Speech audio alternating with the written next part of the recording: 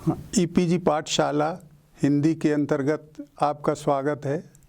मैं कृष्णदत्त शर्मा पाश्चात्य काव्यशास्त्र पाठ्यक्रम के अंतर्गत पाश्चात्य काव्यशास्त्र परंपरा और सिद्धांत विषय पर आज चर्चा करूंगा। तो ये पाश्चात्य काव्यशास्त्र की परंपरा लगभग 2500 साल की परंपरा है। इसको हम दो भागों में विभाजित करके बात करेंगे। अभी पहले भाग पर हम बात कर रहे हैं। तो इसके पहले भाग में 500 ईसा पूर्व से 18वीं शताब्दी तक का काल आता है और बाकी 200 साल 19वीं और 20वीं शताब्दी ये दूसरे भाग में आएंगे। ये जो सैद्धांतिक प्रश्न है इसको समझने से पहले हमें कुछ बातों पर ध्यान देना ज़रूरी है कि आलोचना के केंद्र में तो रचना ही है। हम रचना का विवेचन विश्लेषण आलोचना में करते हैं। यह विवेचन विश्लेषण किस आधार पर होता है ये हमें समझ लेना चाहिए कि एक तो रचना जुड़ी होती है अपने परिस्थिति परिवेश से, परिस्थिति परिवेश अर्थात समाज और इतिहास से। दूसरे रचनाकार से उसका संबंध होता है कि जो उसका लेखक है। तीसरा पाठक से उसका संबंध है, क्यों पाठक या सहृदय से जो उसको पढ़ता है। चौथे जो है वो कुछ ये भी मानते हैं कि रचना का कोई उद्देश्य नहीं है, वह एक स्वायत्त चीज़ है। उसका न समाज से कोई संबंध है न रचनाकार से संबंध है, वह अपना उद्देश्य आप ही है। तो ये जो चार पक्ष हैं इनमें से किसी न किसी पर, एक पर या दो पर या तीन पर ये संबंध जो है आलोचकों ने दिखाया है। तो हम पहले जो हैं वो ये जो परंपरा है ये 500 ईसा पूर्व से शुरू होती है और इसमें जो पहले महत्वपूर्ण आलोचक हैं वो हैं प्लेटो और अरस्तू। तो प्लेटो और अरस्तू ये इनका विवेचन इतनी पूर्णता को पहुंचा हुआ है कि इससे पहले भी परंपरा रही होगी जो हमें उपलब्ध नहीं है। लेकिन जो रचनाकार हैं उनमें कहीं कहीं ये आलोचना से संबंधित बातें भी आती हैं जिनसे हम वो आरंभिक विकास का पता लगा सकते हैं। जैसे होमर जो है कहता है कि जब कवि लिखता है तो काव्य देवियों की प्रेरणा से लिखता है। इससे हमें ये संकेत मिलता है कि रचना के पीछे एक दिव्य प्रेरणा होती है। इसी तरह उन्होंने कहा कि रचना जो है वो आनंद देने के लिए जो है लिखी जाती है और या काव्य रचना के माध्यम से हम समाज को शिक्षित करना चाहते हैं। तो इस तरह की बातें इनमें आई हैं जिनमें आलोचना के आरंभिक सूत्र मिलते हैं। लेकिन व्यवस्थित विवेचन ये प्लेटो और अरस्तू के समय से ही शुरू होता है। तो इनमें से कुछ बातें हैं जिन पर हम ये विचार कर सकते हैं। एक तो ये है कि काव्य का जो है वो प्रयोजन क्या है, एक इस पर उन्होंने दिया ध्यान। दूसरे उन्होंने ये कहा कि काव्य जो है वो अनुकरण है। ये बात आरंभ से ही हमें मिलती है प्लेटो में भी और अरस्तू में भी। प्लेटो जो है वो व्यवस्थित रूप से आलोचक नहीं है, आलोचना उनकी चिंता का प्रमुख केंद्र नहीं है। उसमें प्रासंगिक रूप से आलोचना संबंधी या साहित्य पर जो विचार हुआ है वो उनके विवेचन के केंद्र में नहीं है। वास्तव में प्लेटो जो हैं वो दार्शनिक हैं और पूरा जीवन उनके विवेचन क्षेत्र के अंतर्गत आता है। तो इस जीवन में क्योंकि कविता का या साहित्य का भी स्थान है, तो इसी रूप में प्रासंगिक रूप से साहित्य पर भी विचार किया गया है। लेकिन अरस्तु जो हैं वो व्यवस्थित रूप से आलोचक हैं और उन्होंने जो है वो काव्यशास्त्र शीर्षक एक ग्रंथ लिखा था। ग्रंथ क्या, एक छोटी सी पुस्तिका कहिए, ज़्यादा से ज़्यादा एक 40-45 पेज की। उसमें एक पॉइंट्स के रूप में, एक रूपरेखा के रूप में उनके विचार आए हैं। लगता है कि ये इनके लेक्चर नोट्स थे जो विद्यार्थियों को देने के लिए उन्होंने तैयार किए थे। लेकिन ये पुस्तक जो इसका क्रांतिकारी महत्व है। तो हम इन दो विषयों को लेते हैं। एक तो कला जो है वो अनुकरण है, कविता जो है अनुकरण है। ये प्लेटो ने ये कहा था। अनुकरण में एक नकल का भाव भी है। स्वाभाविक है कि एक जो रचना का मौलिक रूप है और एक जो है उसकी नकल है, तो नकल जो है वो उसका गौण महत्व होगा, वो उतनी महत्वपूर्ण नहीं होगी। तो प्लेटो ने अनुकरण का अर्थ नकल के अर्थ में किया है। नकल से उनका अभिप्राय है। तो एक उनका जो दार्शनिक एक प्रत्यय सिद्धांत है, उस प्रत्यय सिद्धांत के आधार पर उन्होंने इस अनुकरण का जो है वो अनुकरण शब्द को अर्थ दिया है। उनका ये सिद्धांत ये है कि संसार में हमें जो चीज़ें दिखाई देती हैं उनमें तो बहुत विविधता है, लेकिन उसका एक मूल रूप भी होगा। जैसे कि मान लीजिए उन्होंने पलंग का उदाहरण दिया, तो पलंग जो है तरह तरह के हैं, कोई बड़ा है, कोई छोटा है, लेकिन सब में एक मूलभूत चीज़ जो है वो समान है। वो ये है कि जैसे कि हम सभी को पलंग कहते हैं, तो वो मूल चीज़ क्या है? मूल चीज़ को उन्होंने कहा कि ये जो है वो आइडिया है या प्रत्यय या विचार है जो ईश्वर के मन में या दिमाग में रहा होगा और उसी का अनुकरण इस सांसारिक पलंग में, बढ़ई के पलंग में मिलता है। तो ये जो बढ़ई का पलंग है वो उस मूल प्रत्यय का, मूल विचार का जो ईश्वर के दिमाग में रहा होगा उसका जो है वो प्रतिबिंब है, उसकी नकल है, उसका अनुकरण है। तो ये सत्य से दुगना दूर है। और जो कवि है, जो रचनाकार है, वो इन सांसारिक चीज़ों की भी नकल करता है। तो ये जो है वो सत्य से तिगुना दूर है। तो जो कवि जो रचना करता है वो सत्य से तिगुनी दूर है। तो इसीलिए उन्होंने इस काव्य की आलोचना की, उसकी जो है वो उसकी निंदा की कि ये जो है आदर्श गणराज्य में स्थान पाने योग्य नहीं है। आदर्श गणराज्य में इसे स्थान नहीं दिया जा सकता। उनका उद्देश्य अपनी रचनाओं में एक आदर्श गणराज्य की स्थापना था और इसी उद्देश्य से प्रेरित होकर उनकी रचनाएं लिखी गई हैं। तो साहित्य में भी उन्हें वे अंश ग्राह्य हैं जो नागरिकों को एक आदर्श गणराज्य में रहने योग्य बनाएं। तो उन्होंने अधिकांश साहित्य को इस योग्य नहीं माना। उसमें खाली जो नैतिक उपदेश से जुड़ा हुआ साहित्य है उसको वो स्थान देने के पक्ष में थे। दूसरी बात उन्होंने ये कही प्लेटो ने कि जो साहित्य है या जो कविता है वो भावोन्मेष पर आधारित है, जबकि आदर्श स्थिति ये है कि हम भावों पर नियंत्रण रखें, उस उन्मेष को ज़्यादा जो व्यक्त न करें। चाहे जो भाव हो, क्रोध है, प्रेम है, उनको अगर जो हम समाज में इस तरह अतिरंजित रूप में व्यक्त करेंगे तो वो समाज के लिए उपयोगी नहीं है। तो इसलिए जिन भावों पर हमें नियंत्रण रखना चाहिए उनको साहित्य जो है वो खुले आम व्यक्त करता है। तो इसलिए भी साहित्य जो कविता जो है वो आदर्श गणराज्य के उपयुक्त नहीं है। अब ये जो अनुकरण शब्द है इसका अरस्तु ने भी आगे चलकर प्रयोग किया, लेकिन इसका उन्होंने अर्थ में वो बदलाव लाए।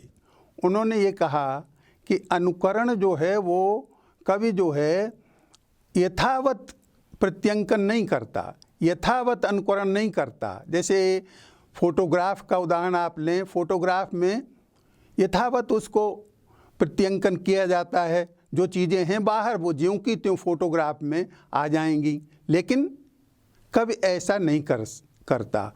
वो कल्पना की सहायता से यथार्थ का पुनः सृजन करता है। बहुत सी चीज़ें उसमें से छोड़ता है और बहुत सी और चुनाव करता है उसको ग्रहण करने में, तो वो संग्रह त्याग की प्रक्रिया से होकर गुजरता है। तो इसलिए जो प्रकृति है उसका ज्यों का त्यों अनुकरण ये कलाकार नहीं करता, बल्कि उसमें से चुनकर अपने उद्देश्य के अनुरूप वह उनका पुनः सृजन करता है।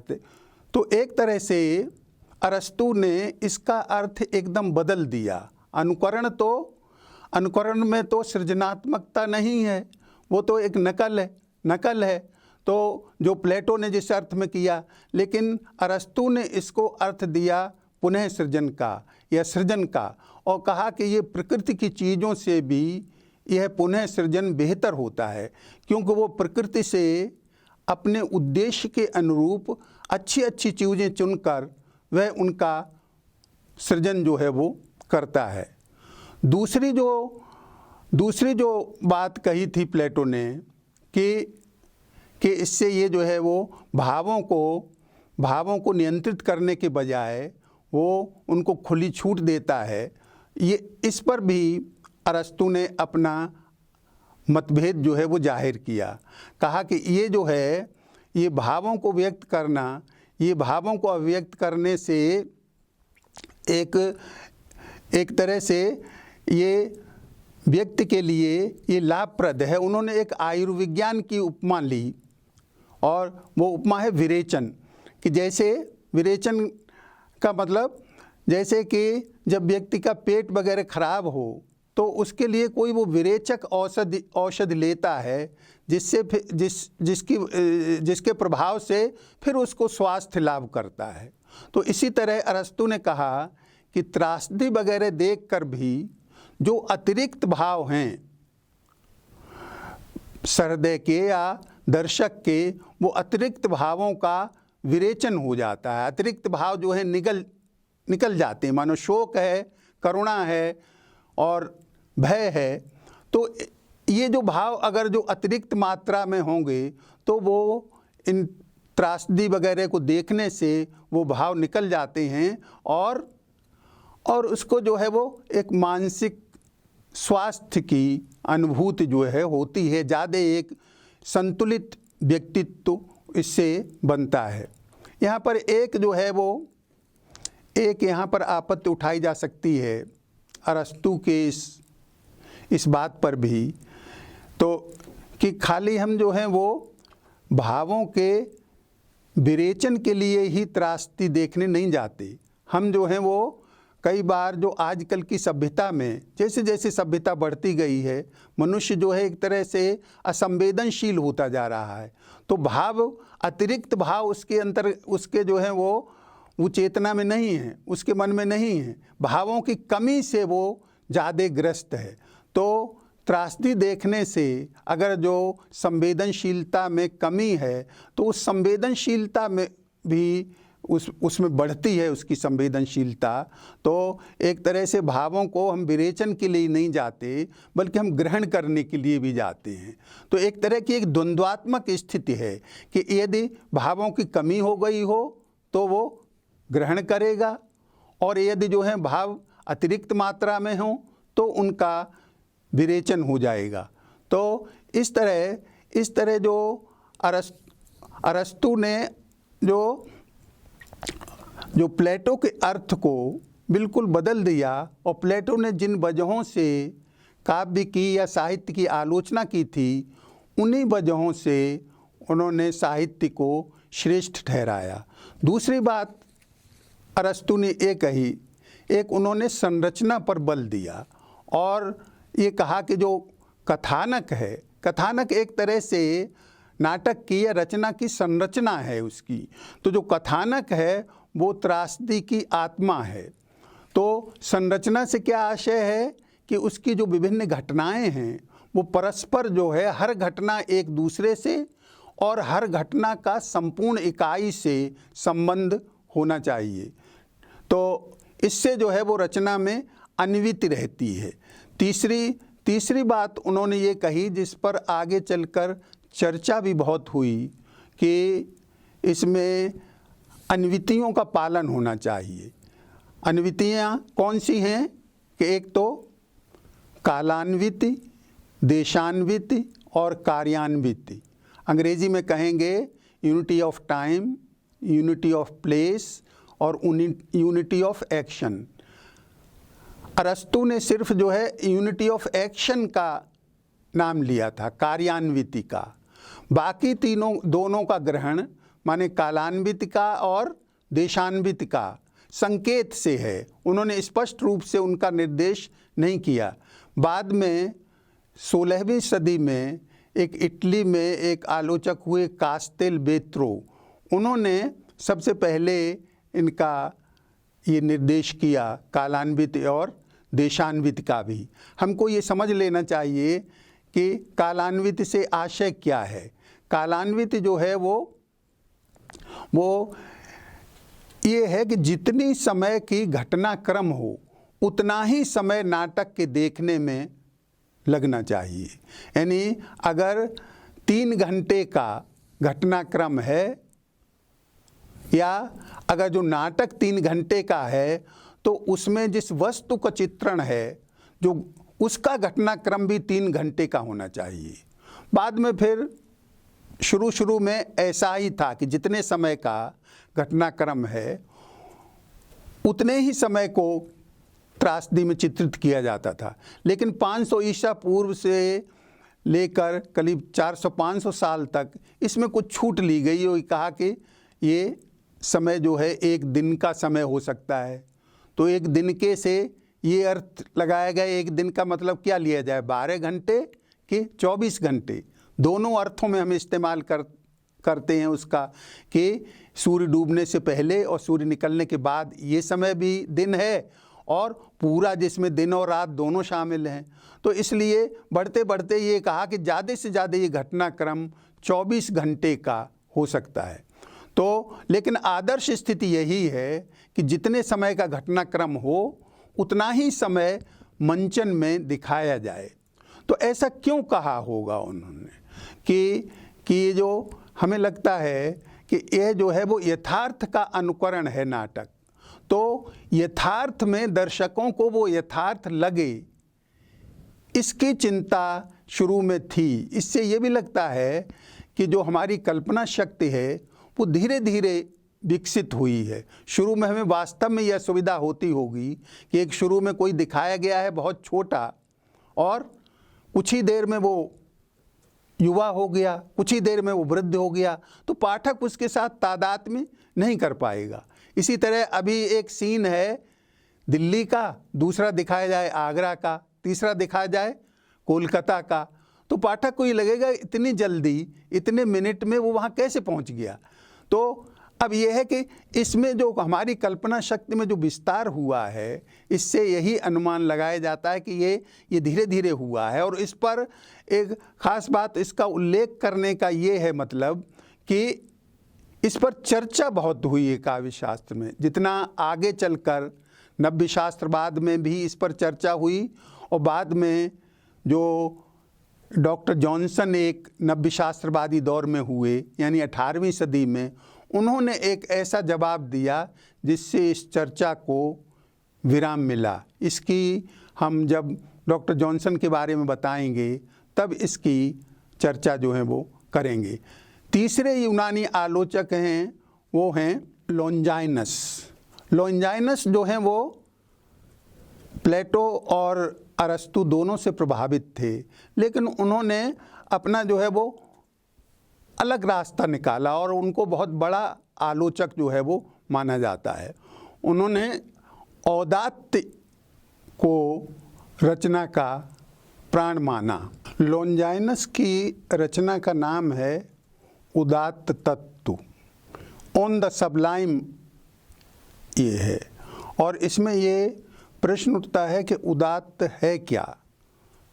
तो उन्होंने ये बताया कि अगर जो कोई रचना पढ़ने पर मंत्रमुग्ध कर दे और वह उसी तरह प्रभावित करे जैसे कि उसने उसके लेखक को किया था तो समझ लीजिए कि उसमें औदात्य का गुण है। उन्होंने लिखा, महान रचना वही है जो बार बार कसौटी पर कसे जाने पर भी खरी उतरे, जिससे प्रभावित न होना कठिन ही नहीं लगभग असंभव हो जाए, और जिसकी स्मृति इतनी प्रबल और गहरी हो कि मिटाए न मिटे। तो ये गुण जो है वो वस्तु और शैली में अनेक गुणों के सामंजस्य से जो है वो प्रकट होता है। अलग अलग वो गुण औदात्य के बोधक नहीं हैं, लेकिन मिलकर वो औदात्य की सृष्टि करते हैं। उन्होंने ये कहा कि ये जो औदात्य है वो एक महान आत्मा की प्रतिध्वनि है। तो जो क्षुद्र उद्देश्यों में लगा हुआ कोई व्यक्ति महाकाव्य की रचना, महान साहित्य की रचना नहीं कर सकता। तो उन्होंने उसको एक काव्य को इस नैतिक पक्ष से भी जोड़ा कि वह व्यक्ति जो रचनाकार है, जो कवि है, वो एक अच्छा आदमी भी होना चाहिए, वो नैतिक गुणों से संपन्न होना चाहिए। एक बात उन्होंने ये कही कि एक उदात्त रचना के लिए ये जरूरी नहीं है कि वह निर्दोष ही हो।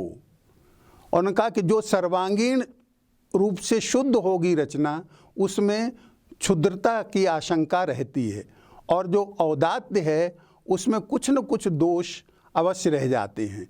तो सर्वथा निर्दोष हो सकता है कि कोई रचना सर्वथा निर्दोष हो व्याकरण की दृष्टि से, भाषा की दृष्टि से, लेकिन फिर भी उसमें औदात्य का गुण न हो।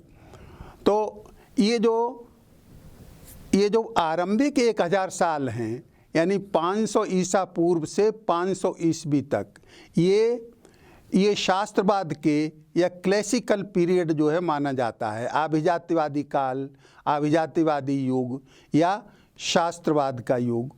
तो इसमें इसके भी 2 भाग हैं, एक तो यूनानी शास्त्रवाद और दूसरा रोमी शास्त्रवाद। तो यूनानी शास्त्रवाद में ये 3 आलोचक हैं, और इसके बाद जो रोमी शास्त्रवाद का प्रतिनिधित्व करते हैं होरेस। इनके बारे में जो आगे पाठ होंगे इन पर आप विस्तार से पढ़ेंगे, लेकिन फिर भी जो है इनको कुछ रूपरेखा को समझ लेना आवश्यक है। तो होरेस में और जो लैटिन का साहित्य है, लातीनी साहित्य है, उसमें भी एक यूनानी साहित्य के अनुकरण का भाव मिलता है। तो होरेस की जो सैद्धांतिक कृति है उसका नाम है काव्य कला। एक तरह से ये अरस्तु की कृति काव्यशास्त्र का रूपांतर जैसा ही है, लेकिन क्योंकि साहित्य जो है वो जो लिखा गया था लैटिन में, उसके आलोक में कुछ परिवर्तन भी इन्होंने किए हैं। तो एक परिवर्तन तो इन्होंने ये किया कि प्लेटो ने जो साहित्य का या काव्य का प्रयोजन बताया था शिक्षा देना, शिक्षा, और अरस्तु ने बताया था आनंद। तो होरेस ने आनंद और शिक्षा दोनों को काव्य का प्रयोजन बताया। ये पहले स्थान पर आनंद, दूसरे पर शिक्षा, दोनों जो हैं वो इसके उद्देश्य हैं। और आगे चलकर ये होरेस का मत जो है वो ज़्यादा ग्राह्य हुआ। जो आगे जैसे ड्राइडन है या जो डॉक्टर जॉनसन हैं, इन सब ने ये दोनों ही चीज़ें स्वीकार की कि आनंद भी मिलना चाहिए साहित्य को पढ़ने से और कुछ न कुछ शिक्षा भी मिलनी चाहिए। दूसरा जो है, इन्होंने एक जो नवीनता लाए होरेस, वो ये लाए कि इन्होंने व्युत्पत्ति और अभ्यास पर बल दिया, कि परिश्रम पर और अभ्यास पर। और पहले बल जो दिया गया था प्लेटो और अरस्तु में, वह प्रतिभा पर ज़्यादा बल था। उन्होंने कहा कि कला जो है वो या कविता जो है वो परिश्रम साध्य है। तीसरी बात, उन्होंने अनुकरण का भी अर्थ उन्होंने बदला। उनका अनुकरण जो है वो केवल प्रकृति का अनुकरण नहीं है, बल्कि जो परंपरा में जो श्रेष्ठ रचनाकार हुए हैं उनकी जो का भी अनुकरण करता है या करना चाहिए। यदि कोई कवि श्रेष्ठ रचना करना चाहता है तो जो पहले रचनाकार हुए हैं उनसे भी सीखना चाहिए, उनसे जो है संकेत निर्देश ये ग्रहण करना चाहिए।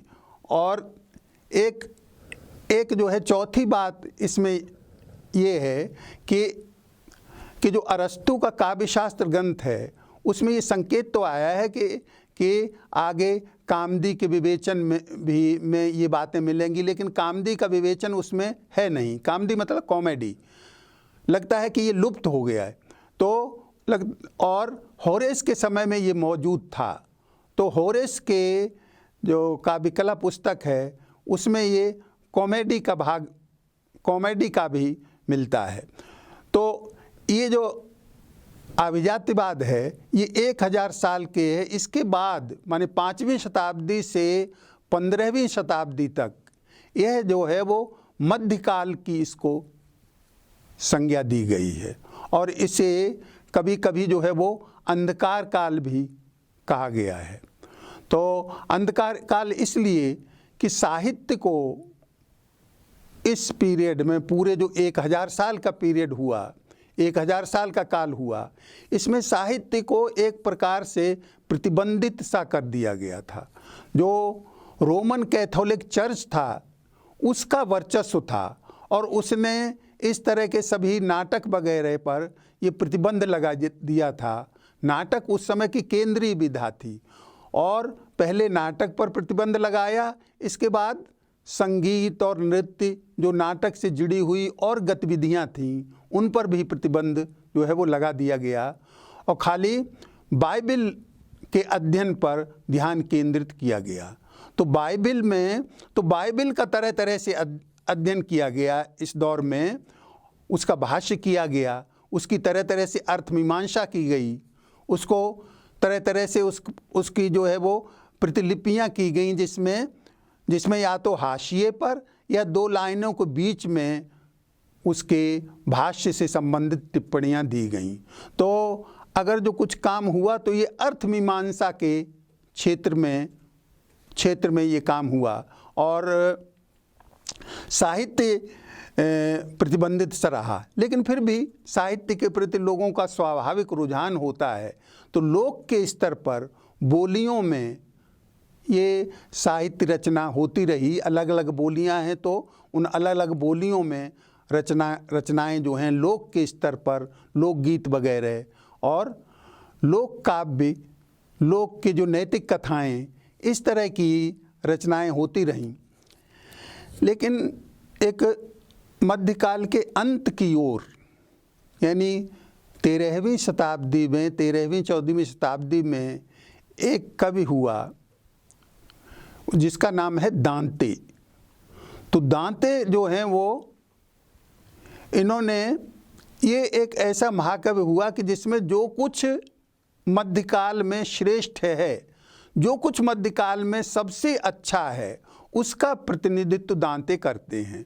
और उनकी कृति का नाम है डिवाइन कॉमेडी, यानी दिव्य सुखांतकी।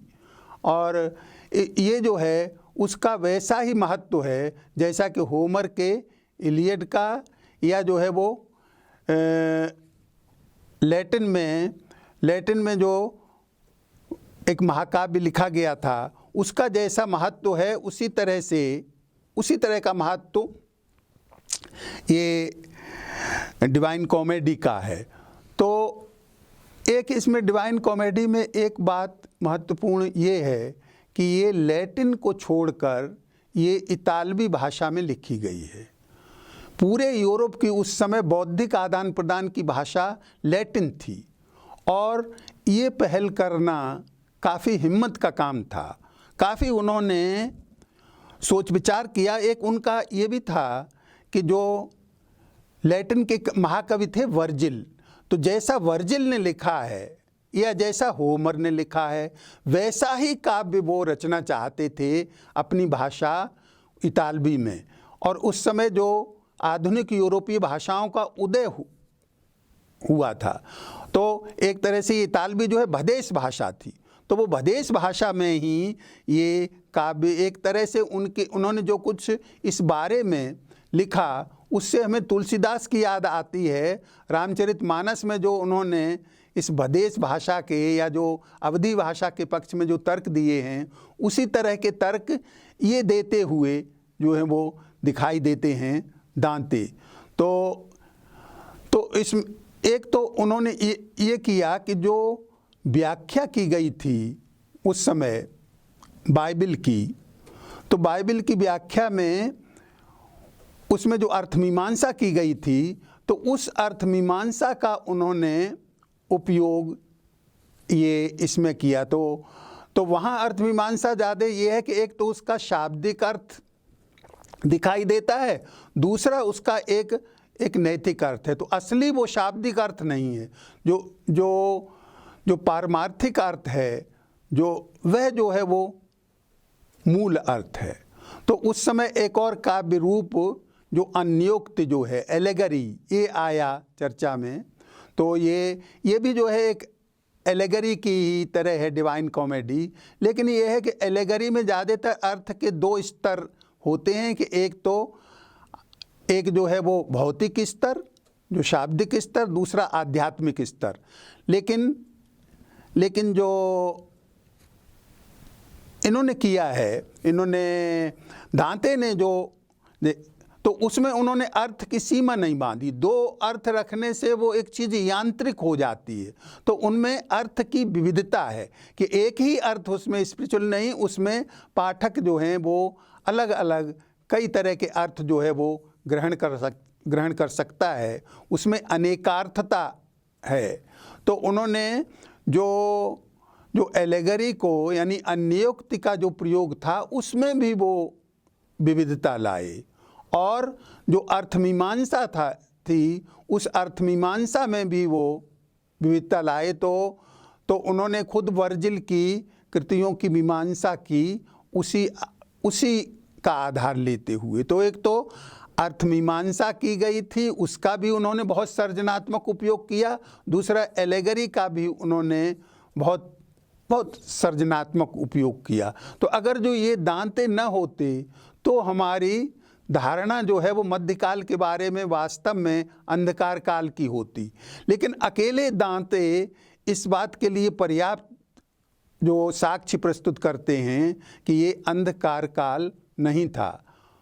ये टी.एस. इलियट ने कहा है कि दांते इतना महान कवि है कि इसकी एक पंक्ति पर मैं अपने संपूर्ण कृतित्व को निछावर कर सकता हूँ। तो देखने पर तो ये लगता है अकेला दांते उसकी जो कमी है मध्यकाल में, उस कमी को पूरा कर देता है। तो दांते की जो आलोचना कृति है उसका नाम है भदेश भाषा के विषय में। तो उन्होंने ये इतालवी भाषा जो उस समय उभरी थी, लैटिन भाषा के बरक्स, आप समझिए लैटिन को आप संस्कृत के समानांतर समझिए। और जो जैसे हमारे यहाँ ये आधुनिक भारतीय भाषाएं उभरी हैं, इसी तरह पश्चिम में ये इतालवी, अंग्रेज़ी, फ्रेंच, जर्मन, ये सब आधुनिक यूरोपीय भाषाएं हैं।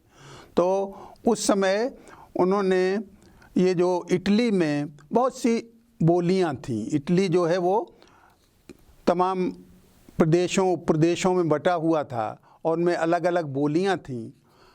तो वो भदेश भाषा के विषय में उन्होंने लिखा ज़रूर, लेकिन वो अपनी काव्य रचना भदेश भाषा में नहीं करना चाहते थे। वो उसको परिष्कृत भाषा में करना चाहते थे। तो वो भाषा कैसे जो है वो उदात्त या परिष्कृत भाषा या गरिमामय देश भाषा, उन्होंने शब्द दिया कि जो गरिमामय देश भाषा में मैं लिखना चाहता हूँ, ताकि वह होमर का और जो इटली का जो महाकाव्य है वर्जिल का, तो वर्जिल के महाकाव्य से उसकी तुलना की जा सके। तो उनका एक वाक्य है जिससे कुछ संकेत मिलता है, और उससे हमें भाषा के विकास का भी संकेत मिलता है कि भाषा आखिर कैसे विकसित होती है। जो मानक भाषा है, जो स्टैंडर्ड भाषा है, उसका विकास कैसे होता है। उनका वाक्य है कि अपने विकास के पहले हर देश की सामान्य भाषा अंशों में सभी जगह मौजूद रहती है, किंतु संपूर्णता में कहीं भी नहीं होती। यानी अंशों में तो वो सभी जगह इतालवी भाषा मौजूद थी। तो तमाम बोलियों से उन्होंने जो उसके उत्कृष्ट अंश हैं वो चुनकर उन्होंने एक इतालवी भाषा का निर्माण किया और उस इतालवी भाषा में उन्होंने अपने काव्य की रचना की। हमारी जो हिंदी है, जैसे जो हम बोलते हैं, ये भी बोली का आधार जरूर लिया है खड़ी बोली का, लेकिन ये फिर अंशों में सभी जगह मौजूद है। वहाँ से इसको वहाँ से चुन कर इस भाषा को विकसित किया गया है। तो हर जगह भाषा विकास की यही प्रक्रिया जो है वो वैज्ञानिक भी है और स्वाभाविक भी है। तो ये जो प्रक्रिया बताई गई है कि संस्कृत से जो है प्राकृत, तो प्राकृत से अपभ्रंश, और इससे, तो ये प्रक्रिया जो है वो साइंटिफिक या वैज्ञानिक जो है वो नहीं है। तो उन्होंने विकास की प्रक्रिया का भी ये संकेत किया। इसके बाद एक इससे इसलिए भी समझना जरूरी है कि दांते जो है आपके पाठ्यक्रम में नहीं है, तो एक निरंतरता बनाए रखने के लिए इस परंपरा को समझना जरूरी है। तो जो मध्यकाल का कोई भी आलोचक आपके पाठ्यक्रम में नहीं है। इसी तरह से जो अगला काल है, माने जो 15वीं से या 16वीं से कहिए, 16वीं और 17वीं सदी का, या 15वीं के जो उत्तरार्ध है उससे लेकर 17वीं सदी तक का काल ये पुनर्जागरण काल कहलाता है। तो पुनर्जागरण का भी कोई आलोचक आपके कोर्स में नहीं है। तो पुनर्जागरण जो है वो साहित्य रचना की दृष्टि से बहुत महत्वपूर्ण काल है। शेक्सपियर इसी युग में हुआ था। तो सृजनात्मक ऊर्जा का जैसे विस्फोट इस काल में होता है, लेकिन सैद्धांतिक आलोचना की दृष्टि से या काव्यशास्त्र की दृष्टि से ये उतना महत्वपूर्ण नहीं है। फिर भी इसमें 2 आलोचक हुए, उनके नाम हैं सर फिलिप सिडनी और Ben Jonson. Sir Philip Sidney ये शेक्सपियर से पहले के हैं, और जो बेन जॉनसन हैं वो शेक्सपियर के समकालीन हैं। उनसे थोड़ा सा कनिष्ठ समझिए, लेकिन शेक्सपियर के समय में भी वो थे। तो ये जो सर फिलिप सिडनी हैं, इन्होंने एक उस समय आलोचक हुआ था गॉसन, और उसने एक कृति लिखी थी, ये स्कूल ऑफ एब्यूजेस, माने बकवास का शिक्षालय। और उसने ये बताया कि कविता जो है वो बकवास है, मिथ्या है, झूठ पर आधारित है, इसमें कोई, तो उसने जो प्लेटो ने जो दिए थे कविता के विरोध में साक्ष्य, उसी तरह की बातें गॉसन ने कही, और इनका जवाब सर फिलिप सिडनी ने दिया। और उन्होंने मुख्य बात ये कही कि ये जो है वो ये झूठ का जो आरोप लगाया है वो ठीक नहीं है, क्योंकि कभी कभी जो है वो कभी ये नहीं कहता कि मैं जो हूँ वो ये सत्य जैसा उसको जो लगता है सत्य वो कहता है, वो सत्य का बखान जो है वो ये नहीं करता। तो उन्होंने जो है वो एक व्यवस्थित तरीके से इनका जवाब दिया। और दूसरे जो हैं हुए ये बेन जॉनसन, ये क्लासिकी भाषाओं के बहुत अप्रतिम विद्वान थे, और उनको ये लगा कि ये जो ज़्यादा ऊर्जा का जो विस्फोट हुआ है सृजनात्मक, ये अपनी सीमाओं को अतिक्रांत कर रहा है और इसे नियंत्रित रखने की ज़रूरत है।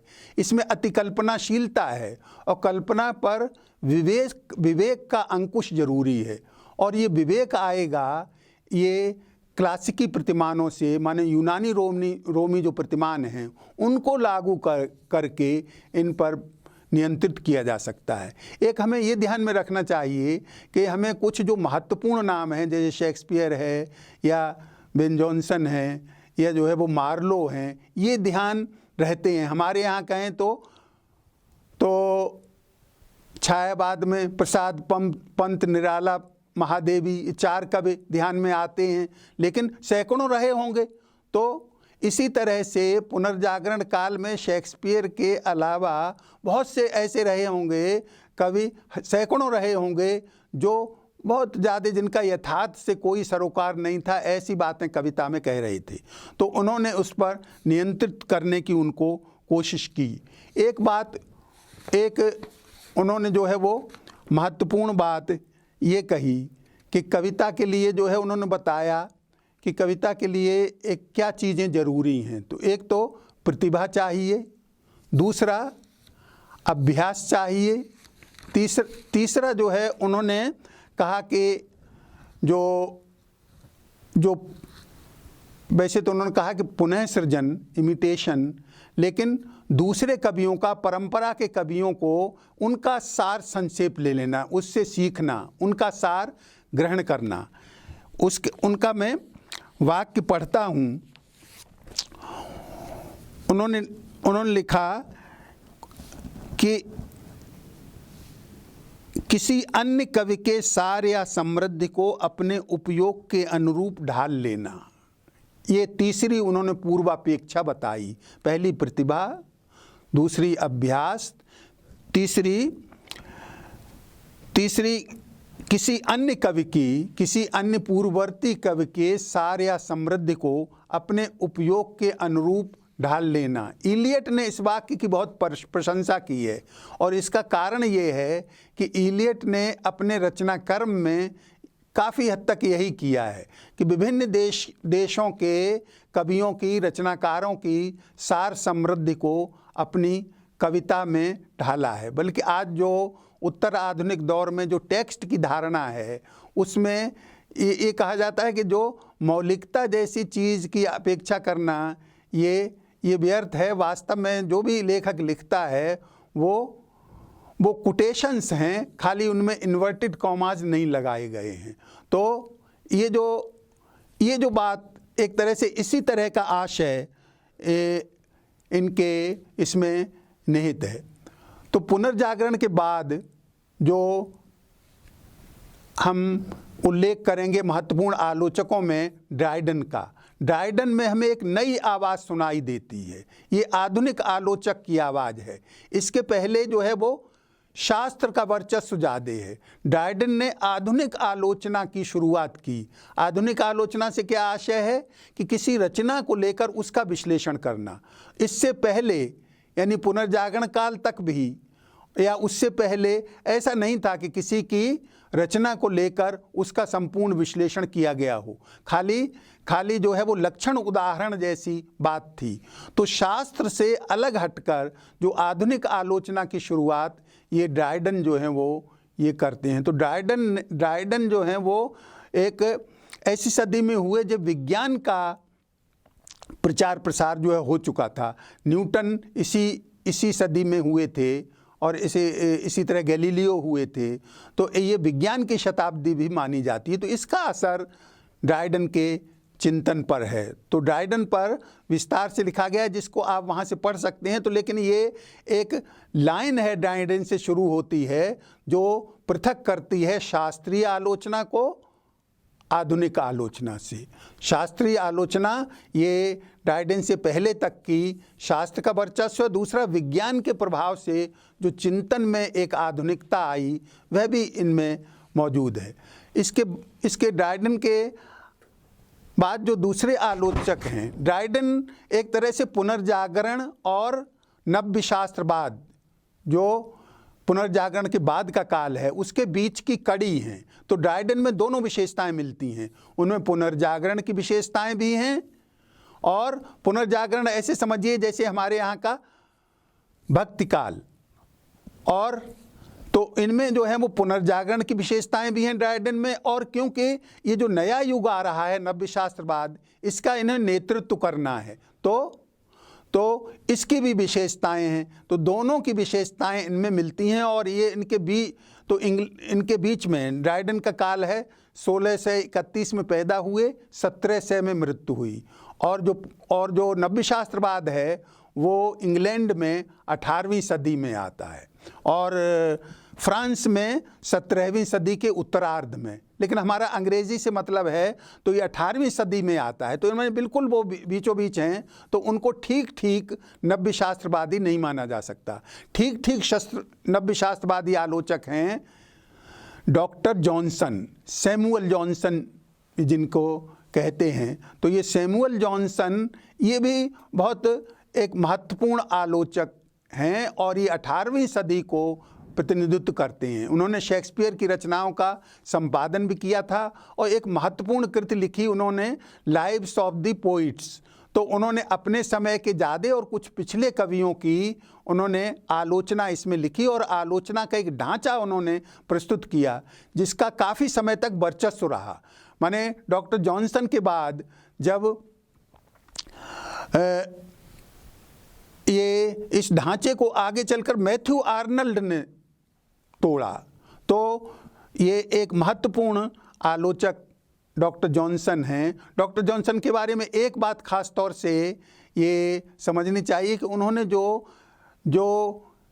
जॉनसन के समय में भी चल रही थी अन्वितियों की बात, 3 अन्वितियों की, तो उन्होंने ऐसा उत्तर दिया जिससे कि एक तरह से इस चर्चा को, इस बहस को विराम लग गया।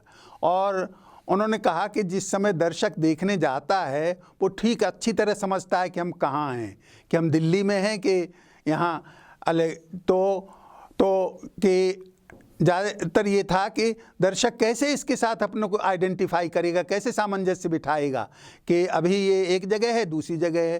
तो जॉनसन ने ये कहा कि उसको पता होता है कि हम कहाँ हैं और वो ये जानता है कि ये एक्टर्स कौन हैं, ये तो इसलिए वो खाली ये जो है कल्पना सृष्टि है।